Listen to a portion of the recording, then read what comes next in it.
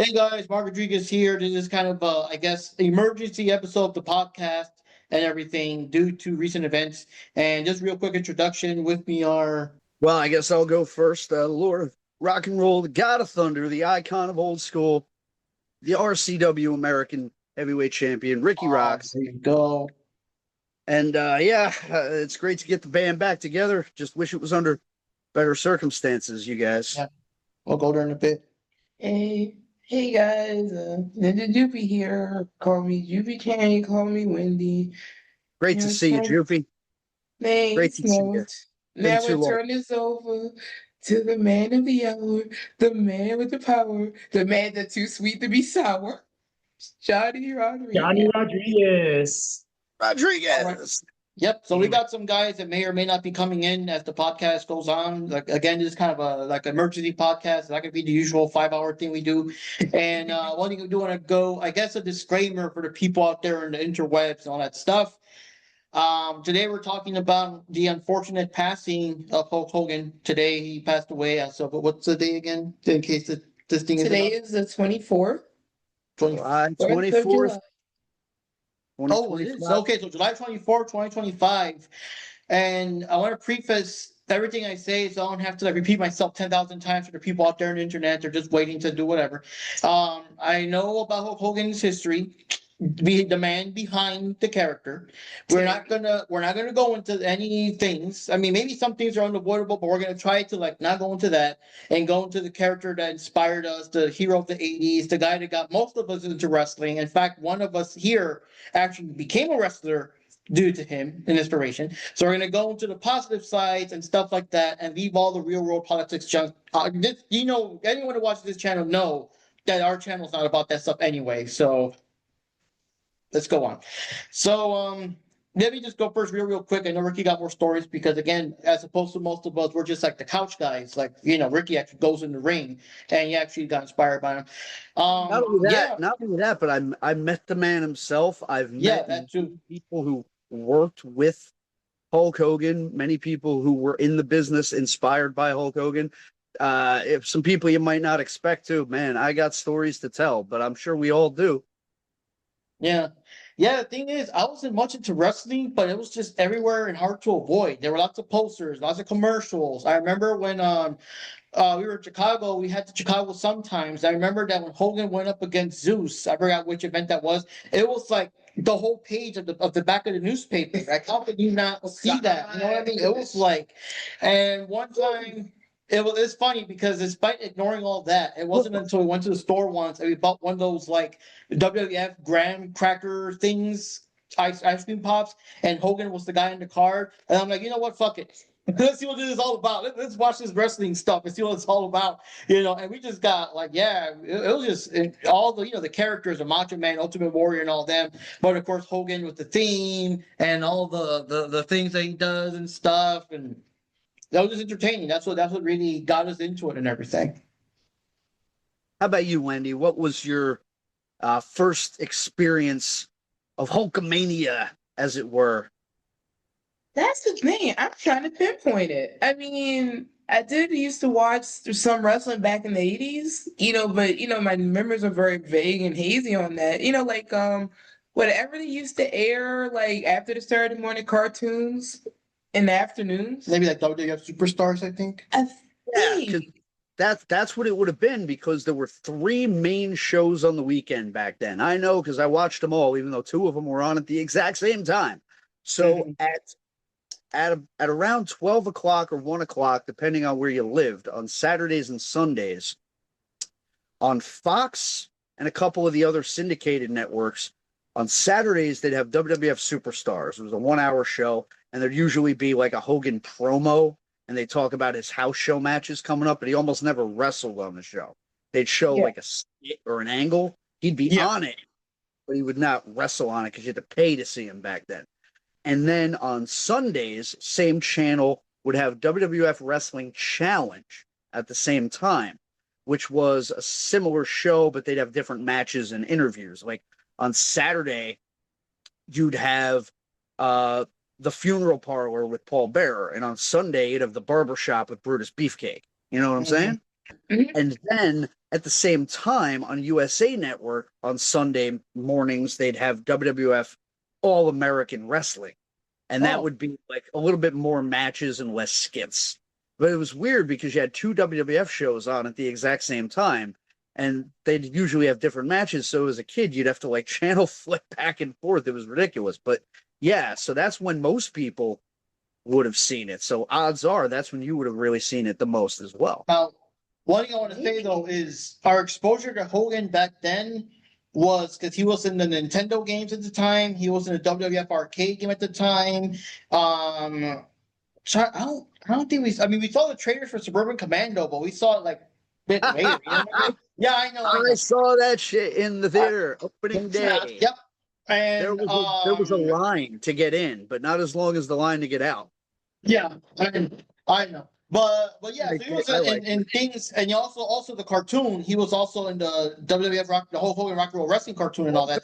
But the thing is, for us to actually see him like take part in the show was around the time where I guess Brutus the Barber Beefcake got his nose busted by IRS and the $1 Million Man. So Hogan officially came back. And he cut a promo. He's gonna tag team with the, Bruce the Barber Beefcake. They're gonna be called the Mega Maniacs. Yeah, that's what we're gonna call ourselves. And we're gonna go over there and get with IRS and the $1 Million Man and take them down, brother, and all that kind of stuff. I remember like all that interviewing with being open, and that's the first time we saw him like actually on the show and not like games. Yeah, like I said, I'm just trying. Like I said, I don't know. That had been my exposure. Like the whatever I was watching on Saturday afternoons. Oh, and we rented like some of the wrestling videotapes back in there wasn't Blockbuster. It was like there's a gazillion stores. So I forgot which one it was, but we did see the Hogan versus Undertaker match and everything. So that was like awesome.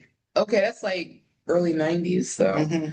Yeah, so and then also too, Hulk Hogan was just everywhere in general. So even if you didn't watch wrestling a lot, because like I said, I would occasionally watch that, but not enough where I was like, oh my gosh, I gotta watch it every week because I have the cartoons, and sometimes I would just go out and play. So it's like like that, but there were people he was just everywhere.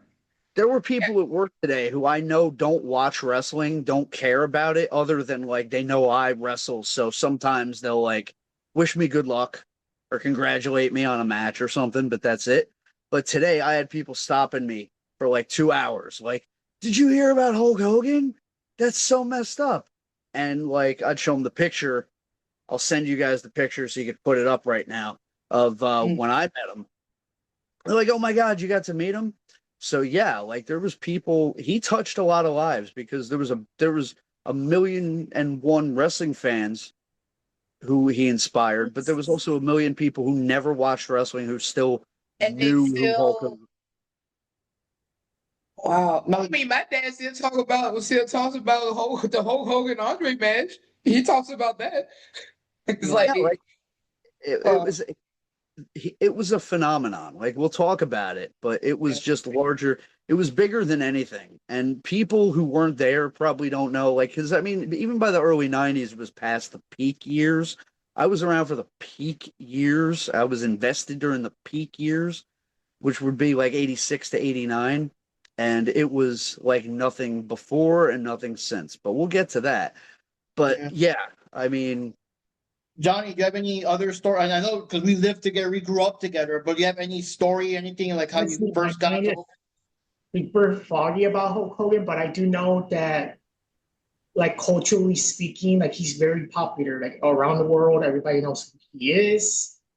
And of course, like the most famous thing he done was that big match he had with Andre the Giant. I mean, that's like the most historical thing that has ever happened in the world of wrestling. So even like the most casual wrestling fan, they don't really watch it that much. They probably know who Hulk Hogan is at least. So he's that famous. He's that popular. Like I said, I agree. I said, and now that you mentioned it, wasn't he also in the? Maybe I don't know if. Was he ever like in the cereal as well, other than action figures and cartoons and stuff like that? WWF cereal or There was Yeah. a WWF serial, a general WWF Superstars serial made by Ralston in 1990-91. And like him and Warrior, I think would have been on the box, but it wasn't I like think I remember that.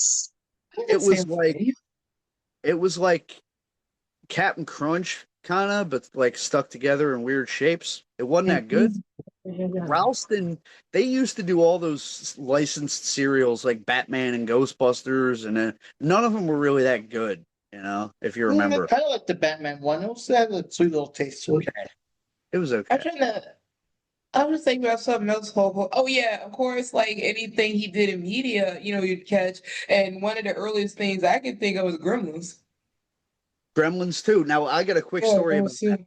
I got a quick story about that. I only had vague memories of Gremlins 1 by that point because I didn't see it in theater. I saw it on video like once or Yeah. twice. I would have been too young to see the first one in theaters, and So my with- mom wouldn't let me. Yeah, I just saw that on TV. Me too. Or When a I video heard- later. When I heard that Hulk Hogan had a cameo in Gremlins 2, I couldn't wait to see it, but I didn't get to see it in theaters. So as soon as it came out on video, I rushed to the video store to rent it. I watched the whole thing waiting for the big Hulk Hogan scene that everybody said was so awesome.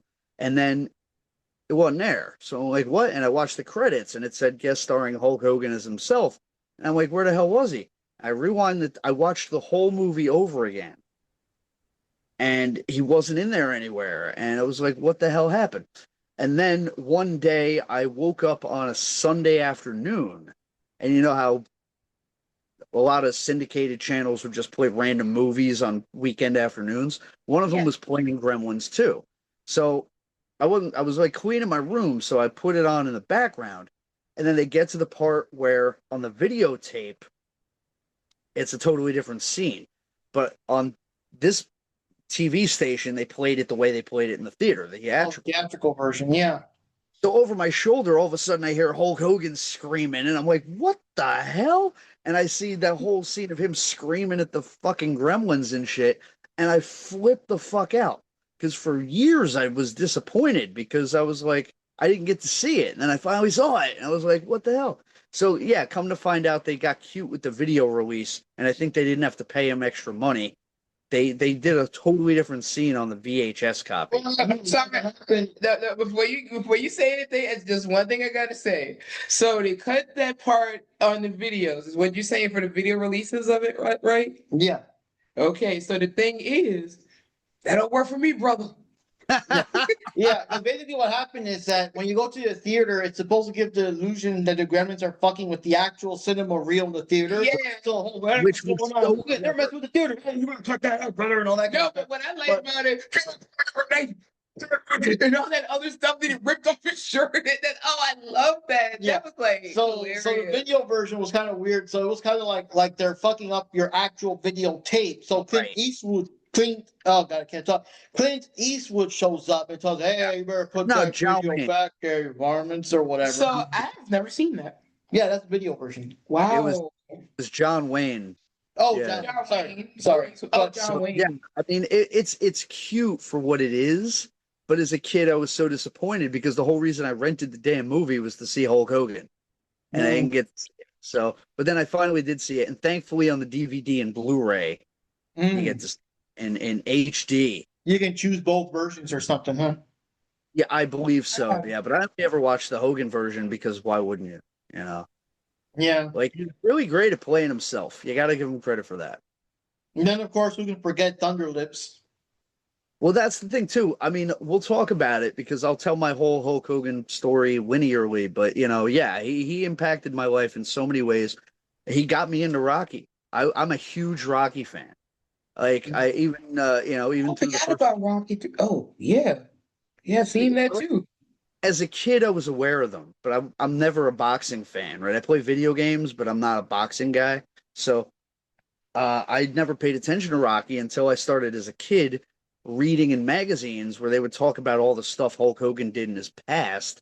They were like, yeah, and then he did Rocky 3 and that made him famous. I was like, really? I never even heard about that. So I didn't care that I didn't see any of the movies. I just rented Rocky 3 specifically and figured if I liked it, I could go back and watch the first two. And so I watched the movie, not really knowing what was happening, but then it got to the Thunder Lips scene. And I was like, oh my fucking God, this is incredible. And every time I show that scene to anybody, because a lot of people don't watch wrestling, or some people, they don't really watch a lot of Rocky movies or whatever. But anytime I've ever shown anybody that scene who hasn't seen it, they fall in love with it. It's just the craziest thing anybody's ever seen. It's such a wonderfully put together scene. And then at the end, where he just spins him around, he's like, good match. What'd you get so crazy on me out there for? That's the name of the game. It's like, Wasn't there a part where he was like, okay, this is out here before he stops smiling or something like that? Because yeah, like, oh my God, it was so beautiful. But yeah, so I guess I'll tell the whole A to Z, man. It's like I'm real emotional about it. I am. I'm hiding it. But yeah. Oh God. So in a very real way, I owe a lot of who I am as a person, and a lot of what I believe in, to Hulk Hogan. And when I was a kid, going all the way back 2, 3 years old, because unlike some people, I have very vivid memories, which is a blessing and a curse sometimes. But I have vivid memories going back to the crib. And I remember being around 2 years old, there was three men who were everything to me: Superman, He-Man, and Hulk Hogan. And everything I believed in and every value that I held personally came from those three things. And I immersed myself in those three things constantly, daily, for the first many years of my life. Every day there was something with, Superman, He-Man, and pro wrestling, but specifically Hulk Hogan. And so a lot, my personal value systems, people always, they bring up religion, or whether or not what they believe in. And some people would ask, well, if you're not a religious or spiritual person, where could you ever possibly find a value system? And I found one just fine. The difference is, however, that Superman and He-Man were fictional characters, and to a point, Hulk Hogan was as well, right? But see, Hulk Hogan was also flesh and blood. You could buy a ticket to see Hulk Hogan. You could stand in line and maybe meet Hulk Hogan. You could shake his hand. He was real. He was a superhero that you could touch. And it very tangibly, literally gave you, as a very young child, something to believe in and aspire to, right? And I said this on Facebook. Nowadays, what is there to aspire to, right? What do kids have to look up to now? Like, without getting too deep into it, but like, you look at the world, right? You look at what people value, and you look at what they glorify, and you look at who's successful.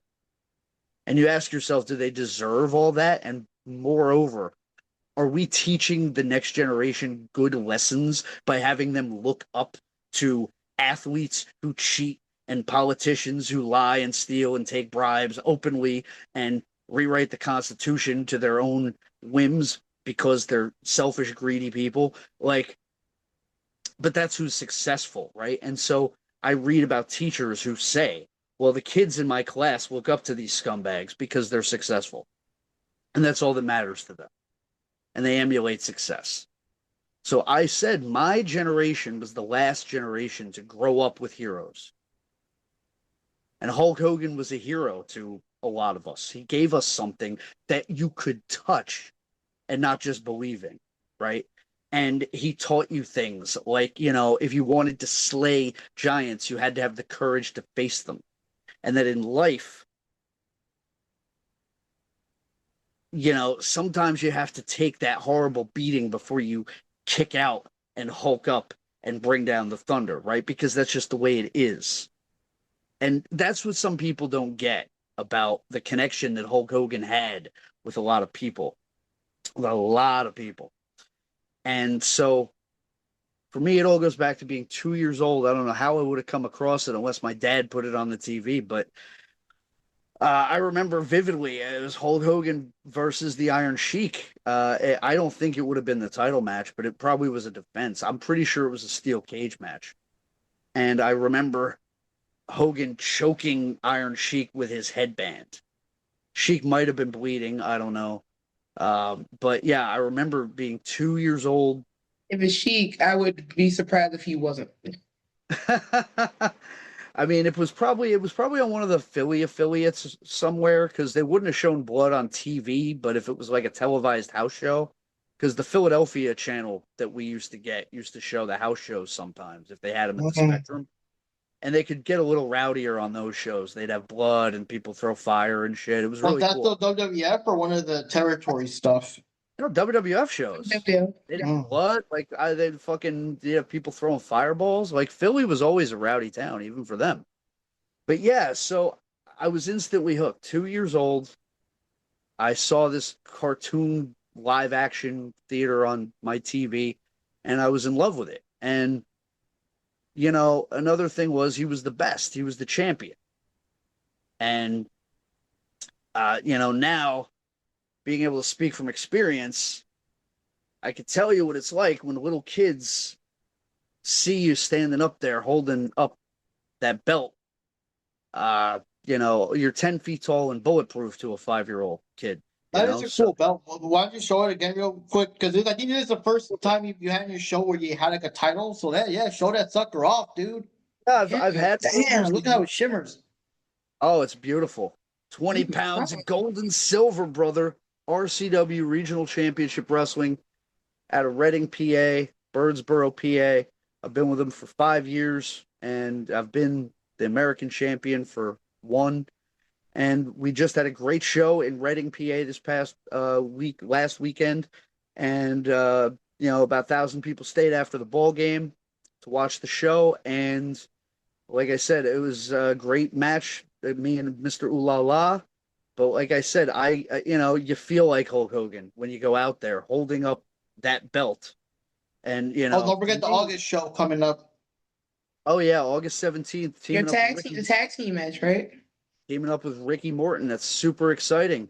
But yeah, going out there and holding up the belt and doing the poses. And, I pay tribute to Hulk every time I go out there in a lot of ways. First of all, he's always with me in the ring because people who would look will throw a picture up here, perhaps.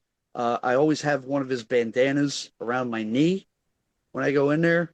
I'm probably going to retire the one that I've been using now, both symbolically in remembrance of his passing, but also because it's really torn up, and I think getting a fresh one would be fitting. But yeah, so I've done that for almost my whole career. I've worn his WCW bandana, actually. I've always worn it in a battle for almost every match. So that's one way, but there's other ways. I do the poses, and it always gets a great reaction, just like it did this past weekend. And it doesn't take much sometimes, but like I said, now knowing what it's like to go out there as a champion and to hold up that belt in front of a bunch of little kids and to see the reaction of how you're suddenly 10 feet tall and bulletproof and to hear them screaming for you, it's like you feel like Hulk Hogan. So I can only imagine, being that phenomenon, right? But it was a phenomenon, like you guys talked about. There was the cartoon show. I watched Hulk Hogan's Rock and Wrestling all the time as a kid, and then I was sad when it went away, and then I rented it from the video store, and it was horrible. I hated it. It's a terrible, terrible show. Awful, bad, no good. The live action bumpers were fantastic because they would just catch guys walking around backstage like drunk or high or whatever. Mean Gene interviewing them and stuff. And they'd be like, let's do a quick 30-second bit for the Hulk Hogan cartoon. They'd be like, yeah, whatever. I didn't even wipe my ass proper, but let's do this.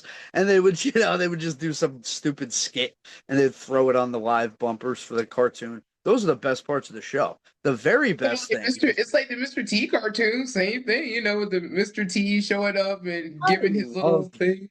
I loved the Mr. T cartoon, though. I did too. I like Mr. T. we were watching a channel, like there was a YouTube channel showing random clips of different 80s cartoons, and when they showed Mr. T, there was a part where he dove in the water to save some girl, and he just so haphazardly just grabbed the girl, throw her back out left, and when he just lost it. It's like I forgot about it and saw it. I don't know, I just could not stop laughing.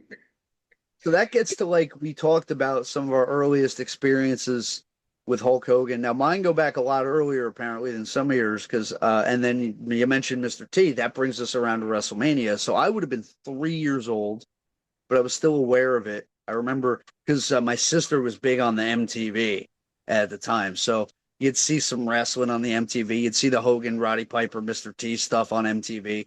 So I was 3 years old and I was absorbing all that. I did not get to see WrestleMania, unfortunately, until I was older. Um, Still have a hard time with how they did it back then with the closed circuit stuff. I just don't understand how they did pay-per-views back then.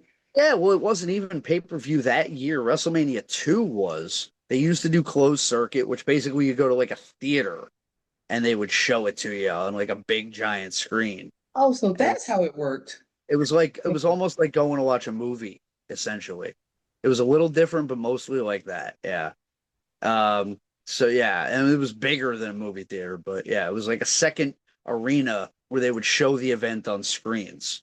So yeah, that was what the closed circuit was. I remember something that Johnny can probably join in. When we were kids, when we started watching WF Superstars, we were really into it and everything. And our parents were kind of like, I guess, kind of worried, way kind of like wary about it, like, hey, what these kids into and stuff. So I remember, Johnny can remember, what like in our room, we'd be being all like Macho Man, and they go, yeah, Macho Man, what you gonna do? And all that stuff. And then like we hear our parents be like, kid, stop that aggressive language. And what and then all that stuff. And we got we were like wrestling each other, grappling each other on like one of the beds. And the thing is the bed had wheels though. So Oh no. we were both like trying to overpower each other, but kind of leaning up against the wall, So the whole bed like screeched forward and we both landed. We basically powerbombed ourselves onto the floor. And the thing is, Johnny was still like 6, 7, he was still a kid. So there was a moment of silence. We were just like that. And I was looking at him and I was thinking, oh my God, please don't cry or we'll never be allowed to watch wrestling ever again. Good But Lord. luckily Johnny was quiet. And then like we carefully, and that's the thing, I don't know how I didn't hear it. Because the bed was like screw. And both of us were like, come down. So I don't know, You know what? we put the bed back. We go open the door very carefully, and yeah, mom and dad were just watching TV like none, whatever. You know what it Just close the was? It door. was like, you know what? I don't feel like dealing with this tonight. It's sort of like with my job, sometimes you see the children do something, it's like, you know what? I'm just gonna let this go just this once. I swear, we were like the chipmunks, like how Dave would be like Simon, Theodore. A better one. Dad would be like Juanito, Marcos, whenever Bro. we do trouble. Wow. And, in the immortal words of Diamond Dallas Page, bro, I'm telling you, I got a story that buries that one. So, like a lot of kids, me and my stupid friends would stupidly play wrestle, and we even had our own Fed at one point when we were a little older. By the time we were like freshmen in high school, like 8th grade freshman year, it was essentially like an underground fight club, but we would get together and wrestle in my buddy's back room. It used to be my one friend's upstairs apartment, but he lived upstairs from a little newspaper store, and he power bombed me and he knocked out one of their overhead lights, so we couldn't wrestle no more. Yeah, so we had to go to my buddy Jahi's place, and so we wrestled there for a while because nobody gave a shit. His parents were never home anyway, so we just did whatever we wanted to. They knew we wrestled, but they didn't care because we were pretty safe, but we were actually really snug. Yeah, and we mostly knew what we were doing, but it was still dangerous and stupid and people shouldn't do it, but we did anyway. And we would all play as characters, everybody would like, this guy would be Vader, this guy would be Kevin Nash, and I was Hulk Hogan, even though I was smaller than everybody, but I had the same moxie. Like nobody could beat me. The finishes were a shoot. Like we would play along with each other, but the finishes were a shoot. You had to keep the other guy down, and nobody could keep me down. They'd power bomb me 3-4 times and just keep hulking up, and they would get so fucking mad. But that was, he never quit, so I never quit. That's what I took from that. So one day, me and my buddy are wrestling, and he goes for the fucking power bomb, and it was probably like the third one I was going to take that day. And I didn't feel like taking that one. So I just kind of drove him back, and I accidentally speared him right through the fucking wall. Right through the fucking sheetrock. Now, this piece of sheetrock in particular had just been replaced by my friend's father. He had just sanded it down and everything, but he hadn't painted it yet. Oh, So there was still a leftover piece of sheetrock stuck behind the couch, like a slab he didn't use. I knew my dad had spackle. My buddy was like, bro, I forget if I went on to pin him or not in all the chaos. I probably did because I was that kind of asshole even then. Always keep your heat. But either way, I speared my buddy through his fucking backroom wall. His dad had just fixed it. Now we're all going to die. But I'm like, bro, my dad has spackle at home, so we could fix it. Like, when he's like, my mom comes home in 2 hours. I'm like, does she ever come back here for any reason? He's like, not really. I'm like, we'll fix it. So we run back to my house. We grab the spackle bucket and the little fucking scrapey thing. I've never done this before, by the way, but I've watched people do it. So I'm like, we could totally fix it. I don't know what the fuck I'm doing. So we end up cutting a really badly, it's not even square. It was like all kinds of fucking angular piece of sheetrock, and we jam it in the fucking hole, and we just put a little tape and spackle over it. We don't even sand it down because I forgot to get the sander thing. And we just, like, it was still wet when his mom came home. But like he said, she didn't go back there. But oh my God, like, yeah, we all would have gotten murdered. She probably didn't go back there for a while. Eventually, he told me she kind of had a feeling when she eventually did go back there, like, something's up. But he never got yelled at or nothing for it or punished for it. And nobody ever said nothing to me, so we got away with it. But oh my God, for like a minute, we all thought we had invited a fate worse than death. All because I didn't want to take a fucking power bomb. We were I stupid gotta kids. say that I'm glad that Johnny and I grew up with Hogan and Macho Man and Ultimate Warrior and all them, because I'm pretty sure that if Johnny and I grew up watching Suzuki and Ishii, our parents would have probably grounded us and removed wrestling from the house for life if they caught us like chopping each other and stuff. Just chop, chop, chop. You know, A little more wholesome story. A little more wholesome story. When I was in like first, second, third, fourth grade, like little, I used to go to a day camp for a month every summer. I lived right across the street from Thompson Park in Jamesburg, and they would have for all of July, they would have like a day camp. You'd go there at like 7 or 8 in the morning, and you go home at like 1 or 2, and it was a lot of fun. And so at the last day of camp every year, they'd have like a talent show kind of thing. Everybody would just put on a little act. Some people would lip sync, some people would dance, whatever. And me and my buddies, we would do like a friggin' wrestling pantomime act where like I'd be Hulk Hogan, he'd be the Ultimate Warrior or whatever. So yeah, that was a little more wholesome way we would act out our childhood fantasies of being wrestlers. But yeah, I remember my cousin, he was a big Sting fan. He lived in Pennsylvania. I was a big Hogan fan, so we'd always talk about how we were gonna like grow up and get into wrestling together and be a tag team, but it never happened. That didn't happen for them. I did it. I don't know what they ended up doing. They all when I got in, I called them. I'm like, let's do the deal. And they never, I don't know. I guess they weren't serious. They didn't want it.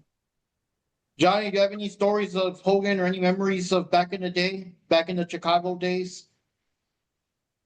I mean, not really. I just, I think that probably the most memorable version of Hulk Hogan is probably the, I don't know, Hollywood Hogan. Because he was starting to get kind of out of style, but then once he came back to WCW and did the Hollywood Hogan thing, I think people started to get interest again into Hulk Hogan. So I was shocked. I was shocked because for me it was still like, it's still real to me. You know what I mean? So I was shocked. And even like Mean Gene Oakland was shocked. Like the people were throwing trash in the ring. Look at all this trash in the ring. Can you explain yourself? And like a fucking Bork ran in. A fucking Bork ran in, and Kevin Nash clobbered him, and then Scott Hall kicked his head in. They don't show that on some of the releases, but on the original footage and on the I think it's on If it's not on the WCW tape, I don't know. You can see it though. But like as they're throwing all the trash in, a fucking Mark hops the railing and slides in there, and he goes after Hogan, and Nash just decks the guy. And you know, you've met Kevin. He's a lot bigger when he's right next to you. Dude, like the thing is, since everyone is like around 6 foot, whatever, you kind of lose sense of what do you call it? Sense of size or whatever, because they all look alike, you know.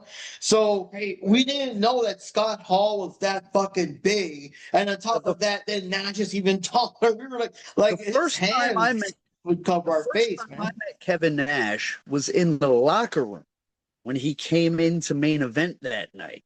He showed up a couple hours before the show, which was gracious Is he of like him. 7 something? Like, what's his height? He's legitimately like in his boots, he's 7 feet. He might be like 6'10" and a half.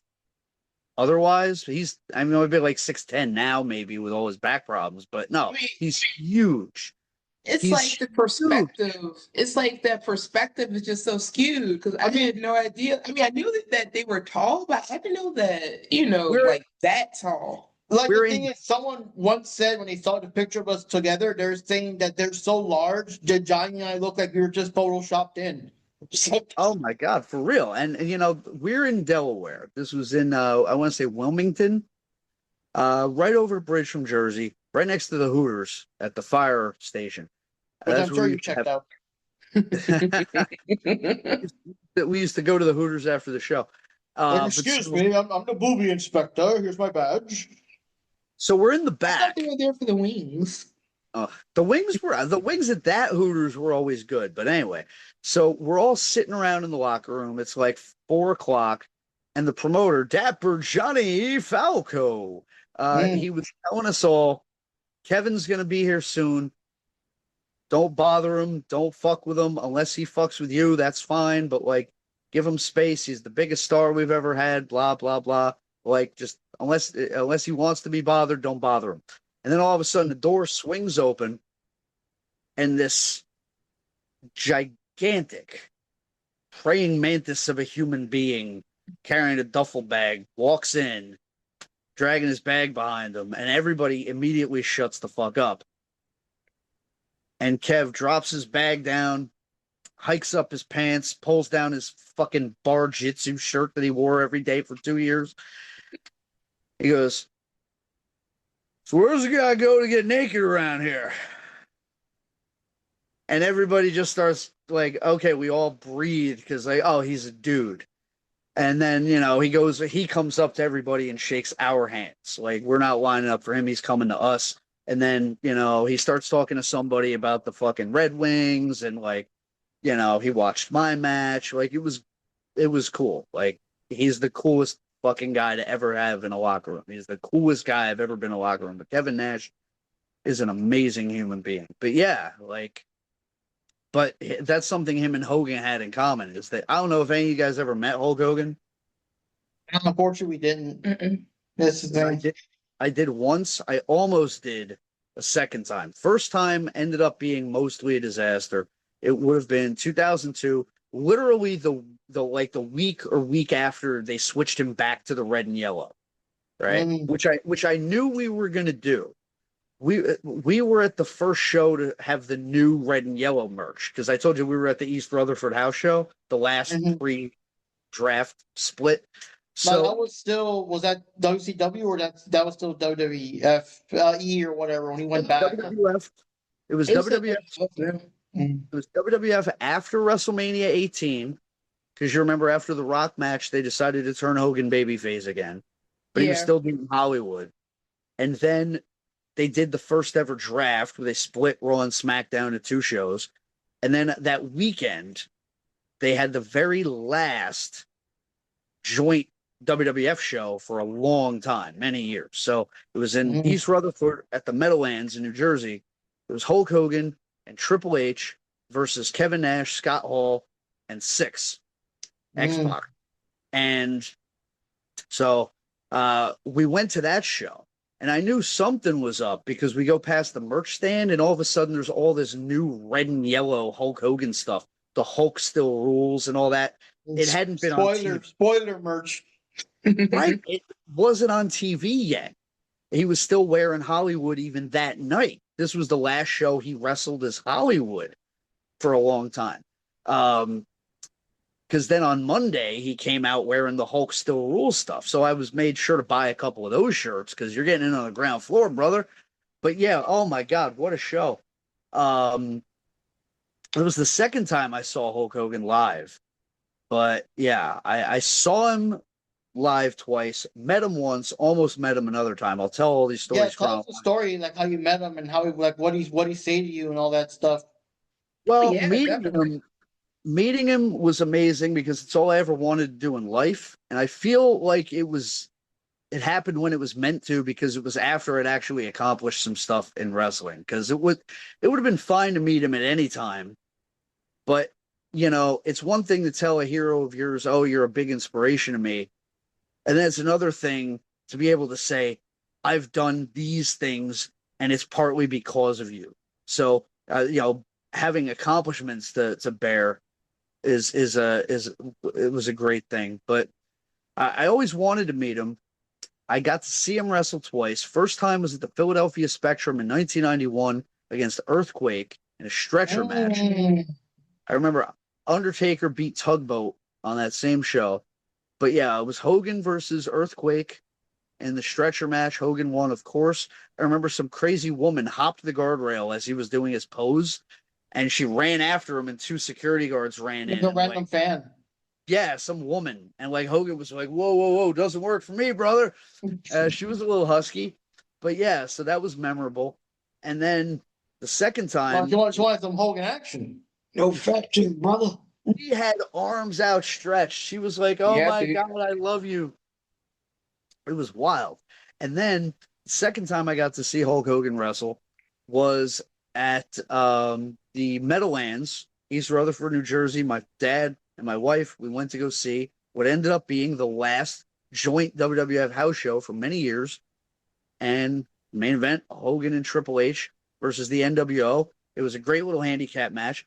What was hilarious was that after Hogan and Hunter hit their finish on all three of them, the three of them literally laid in the ring out cold for 20 fucking minutes while Hogan and Hunter did their pose down and the crowd filed out. Because the crowd wouldn't leave. I shit you not. Here's the thing about being in a Hulk Hogan audience. The people would not leave. Like, a very handful would try to beat the crowd out of the parking lot, but for the most part, if you were in a 30,000 seat arena, 22,000 people would stay to watch Hulk Hogan do his fucking poses. And it was like that, you know, even in 2002 and beyond. Like, it was crazy. And so because of that, Hall and Nash and Six, they had to lay there like mannequins for almost a half hour. Literally, it was the most hilarious thing. Every once in a while, Hogan and Hunter would like go stomp on one of them just to keep them down longer, but they literally laid there like corpses while both of them were doing the deal.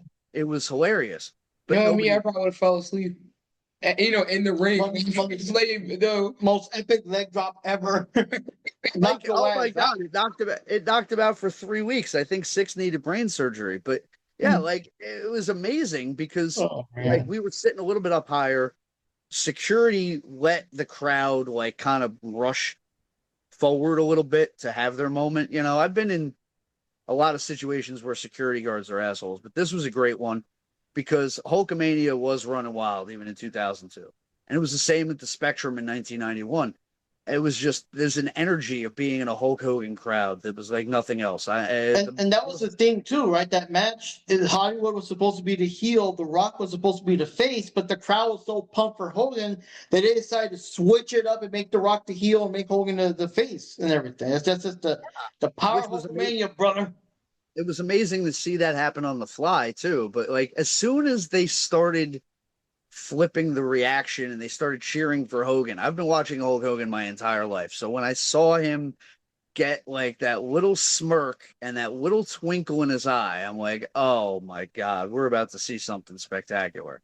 Because he always brought it for the big matches, And he also was the best there ever was at reading the crowd and reacting to the crowd. Nobody's ever been better than him at that. You have your Stone Cold Steve Austin's, your Rock, and everything like that, but even they've been frustrated when the crowd didn't do what they want them to do. And Hulk Hogan always made the crowd do what he wanted them to do. And, you know, it was like the closest thing I've been front row for Guns N' Roses, and that's the only thing I can compare to being in a Hulk Hogan crowd. I mean, you know, people literally standing on their feet. And again, you know, the pose down would be longer than the match. If you go back and watch a lot of those old videos, you know, from the 80s and 90s, sometimes the pose down would be longer than the match, but people wouldn't leave because they were so entranced. And people make fun of it now, but they don't get it. They weren't there. They don't understand, you know, and it's a different psychology now. Back then, it's true it didn't take as much to hook people, but I will swear to this day, and I say this as the RCW American Champion, you know, that stuff that they did 20, 30 years ago still works if you do it right, because I do it all the goddamn time. And people say business has changed, and, you know, the stuff Hogan and those guys did, the stuff Jerry Lawler did, the stuff Roddy Piper did, it wouldn't work nowadays. You got to be, you know, a gymnast or an acrobat. Bullshit. I do it every weekend. I'm out there doing the same stuff those guys did, and it still gets over, brother. You just got to do it right. So, you know, I learned that by watching the Masters. I still go back. I spent all night tonight after coming home from work. I sat down. I watched a bunch of those old Hogan matches from the early 80s and the mid 80s. I watched him with Nick Bockwinkel in 83. I watched him against Piper in 85. I watched the Iron Sheik match, of course. I watched him and Andre, of course. My favorite match of all time, my favorite angle and match of all time, because you guys talked about that Randy Savage era and whatnot. That's when I first started really paying attention, because I watched wrestling casually, like if I caught it after cartoons, but I loved Hogan and I loved Macho Man. So when they started teaming up, I was all about it. And that's when I really started watching it all the time. And then that episode of the main event against the Twin Towers, Big Boss Man and Akeem, where they wiped out Elizabeth at ringside and Hogan rushed her back. And I've seen that. Savage had to wrestle the match by himself. And then when Hogan came back to ringside, Savage slapped him in the face and left him there. And then Hogan had to win the match by himself. And then he went in the back and Savage said, "You got lust in those eyes for Elizabeth." And then he clocked him with the title belt. And I was like 6, 7 years old.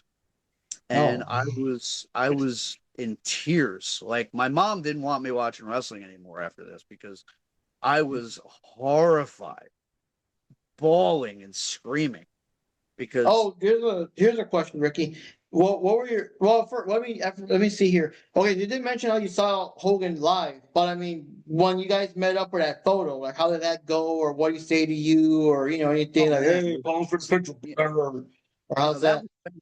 That was way later.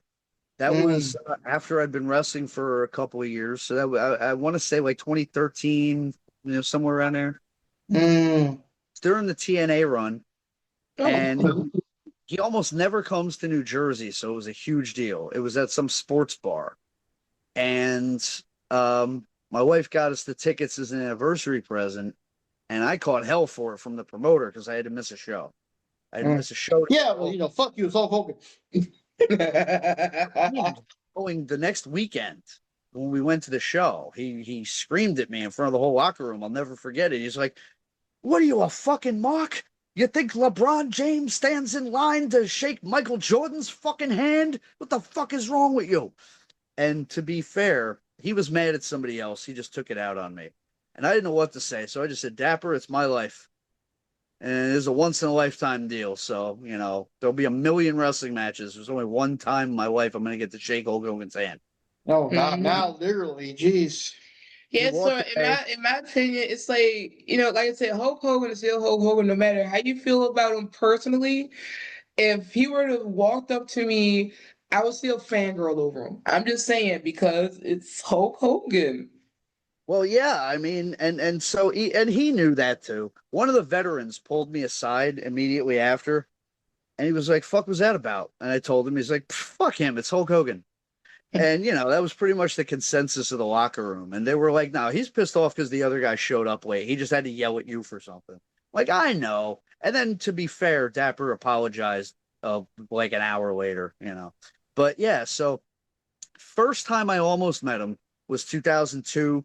We tried to go to WWF. We did go to WWF New York. We took a train and it was 100 degrees out and we stood outside for 8 hours in 100-degree heat and got horrible sunburn.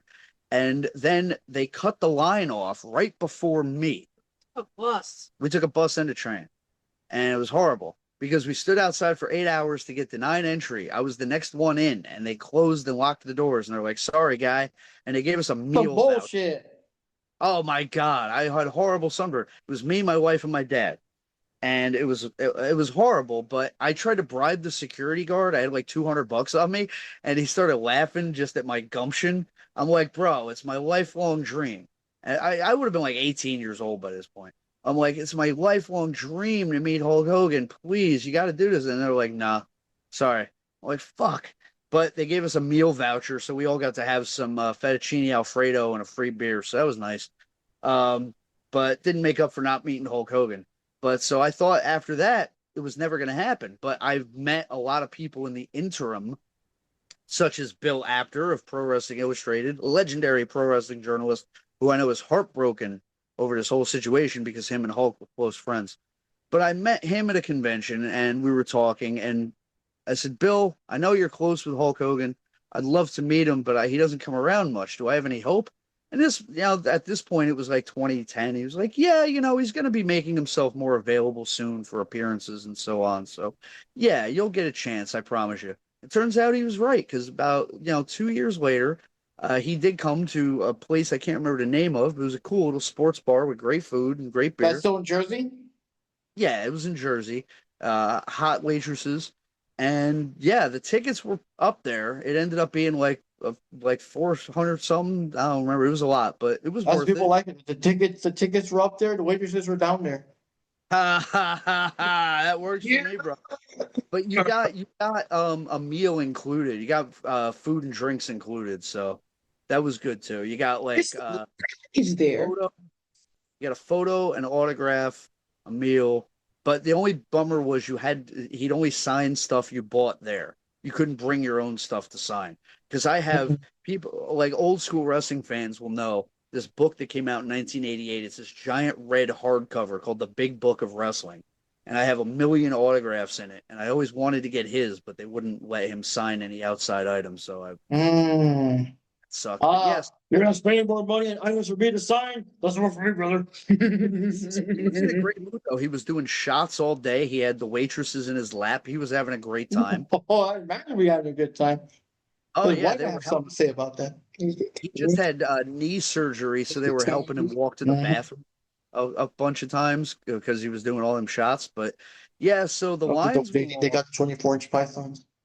They got 24. Oh my God. we finally got there. The first line was like to stand and get your picture taken, and then you had to go back around in line, and they'd hand you the printed out picture, and then you could get it signed. So you had to get in line twice. So it was kind of awkward. Oh. You've been to signings, you know how they all have their own little quirks, Yeah. But yeah, we stood in the line, and there was a lot of people there, man. That place was packed. It's a big place. It was a big, like it had an upstairs and a downstairs. It was one of those. Like, I forget. I wish I could remember the name of it, but it was a big place and it was packed. Like so many friggin' people. And a line outside too. But so we waited and waited and waited. We finally got there. And like I said, just like Kevin Nash, he's huge. But until he's standing next to you, you don't know how huge. And I get up to him and his fucking fist is the size of How tall is Hogan? At the time, he was probably about 6'5" or 6'6", because I know he shrunk because of his bad back. Yeah. But he's also, and we'll throw up the picture of me and my wife with Hogan. We'll put that up right about here or now or somewhere. But you'll see, like, look at the size of his hands, right? His hand is like the size of my face. He's not just a tall person, he's a wide and large person. Yeah, because didn't they say that originally they started calling him Hulk Hogan because at the time he met up with Lou Ferrigno, who was the Hulk in a TV show, Oh, yeah. and his arms were even bigger than Ferrigno's or something. It's like, Yeah, I think damn. the legend has it that at one point he had a half inch on Ferrigno and biceps. So that was that was the start of it because he had a lot of different wrestling names. And then he was on a talk show, and they kept pointing out how much bigger he was than Lou Ferrigno, and it caught on, and so they started calling him the Hulk. It was Terry the Hulk Boulder. He had a lot of different names, but Yeah. that was the first one that stuck, Terry the Hulk Boulder. And then Vince McMahon Sr. wanted him to be an Irishman. It was Italian. Yeah, they originally wanted him to dye his hair red, but he didn't want to do it Yeah. because he was already kind of losing some hair. He didn't want to like lose it more. Yeah. Yeah. I don't know And if I he was ever. confused about that because whenever you boot up the old Nintendo games, Marvel would be mentioned, and I didn't know it's because I guess royalties to Marvel for using the Hulk name. And Yeah, everything. he had to pay them like it was a small amount. It was like a fraction of a percent. It ended up being like $5,000 a year or something like that, but it was still it was an annoyance, is I what it was. forgot about that. They But took whenever he great. became Hollywood, he didn't have to do that no more, right? That was part of why they really pushed for Hollywood, yeah. But going Yeah, all because the it way, was a slow, because it was like Hollywood Hulk Hogan, but then it eventually just became Hollywood Hogan. yeah, Turner didn't want to deal with Marvel anymore, but they would still that they had to because they would still show old matches where he was Hulk Hogan. Mm. So they still had to deal with Marvel. They were just trying to minimize it as much as they could. But yeah, I was watching Super Sunday AWA Hulk Hogan versus Nick Bockwinkel for the belt in '83, and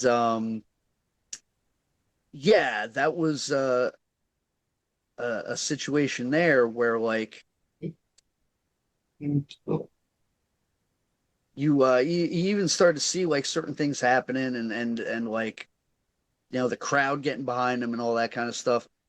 Hulkamania was still running wild in Minnesota, but it wasn't going to break out there because they were just it was the territory was so behind the times, right? They were very still versed in scientific wrestling, and he was larger than life. He was a cartoon, but so they were calling him the Incredible Hulk Hogan at that time. Oh, that's too And on the nose. Yeah, too on the nose there.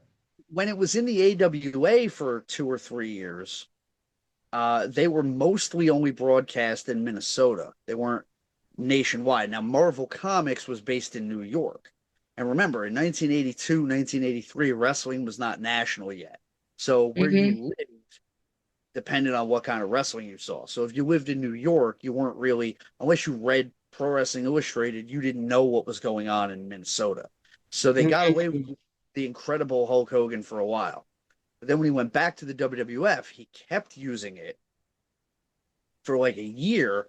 But, Madison Square Garden is right down the road from where Marvel Comics offices used to be. So they started hearing about this wrestler, the Incredible Hulk Hogan, and they're like, ring a ding ding, call the lawyer. So they were not happy. They even did an issue of the Incredible Hulk where he beats up a Hulk Hogan character, lookalike. Tells him you picked the wrong name. They were very petty about it. So yeah, they had to pay Hulk. yeah, it was raw. They had to pay a licensing fee for a long, long time because Marvel was like that. But it was not a lot of money. It was more of just they wanted to be a nuisance. So I eventually, heard back then they said that some certain characters like Spider-Woman and She-Hulk and all that were just made on purpose so that no one else could get those names down the line or something. It was like a preventive measure.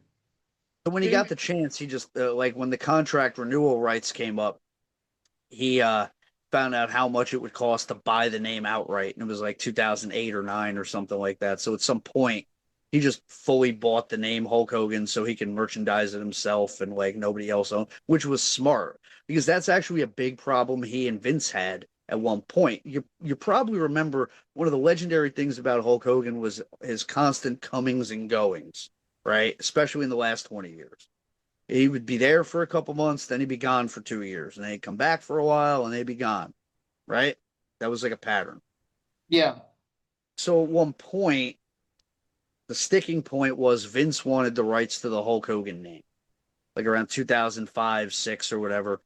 He was going to have Hulk come in and sign one of those lifetime Legends contracts. It was like, just come home, we'll put you in every video game, you'll be, the biggest legend ever, but I own Hulk Hogan forever. And Hulk, doesn't work for me, brother, because he had just bought his back. He had just bought the rights back from Marvel to fully own it. He wasn't going to sell it to Vince for any amount of money. So that's Now, why. what was your That's why- reaction when Hogan turned and became Hollywood and See, all that was that? gonna be my question. But Well, for everybody. real quick, just to finish the meeting story, about what we said to each other. And then I'll talk about that because that was a big story too, the Hollywood turn. When I met him, not only was he larger than life, but, it's hard for me to get tongue-tied or awestruck anymore, but he had me because he was my hero my whole life, And so to finally be standing there, because again, after I missed him the first time, I thought it was done. I didn't think I'd get another chance, but here it is, finally. Walk up to him, and he's like, "Hey, what's up, brother?" And you shake that gigantic hand. And yeah, I just told him how he was always a huge inspiration to me, and that I had been an independent wrestler for a couple of years by that point, and how I only ever watched wrestling because of him, and I wanted to be a wrestler because of him, and that I tried to pay honor to him as much as I could when I go out there, which I do. I didn't tell him the specifics, but I wear the Hulk Hogan bandana on my knee. I go out there, I drop the leg, I cup the hand to the ear, I do the poses. I've paid tribute to him in a lot of ways because I feel it's only right, because he's the whole reason I'm in this business. And yeah, I'm very grateful I got to tell him that. And he was gracious about it. "Oh, thank you, brother." And, that's crazy. That's cool. He was always, he hears all those things a million times, so it can come off a little bit casual, but it's not his fault, because you also got the security guards pushing people through for the next guy to take their picture or whatever. But so yeah, we got to stand there and do the deal, and you know, it was definitely a really special moment. And he was a little buzzed too. Like, he was kind of slurring already by that point. He was doing shots all day. But so then we came back around for the second time to have him sign the picture, and he forgot that people had to come back around. So he was surprised to see us again. He was like, "Yo, I got you, brother." And I'm like, yeah, that's to sign the pictures. Like, "Oh, yeah, right. He was having it was a long day. It was a long day for the Hulkster. But yeah, that was a magical day. I would have definitely liked to have had more time to talk to him and have a conversation, but I got to say the important stuff. So that's what will always be important and memorable to me.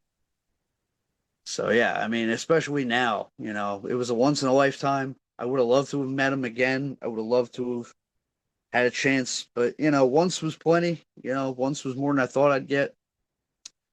Some people got zero, and I feel bad for those people. I really do. But yeah, so that was magic.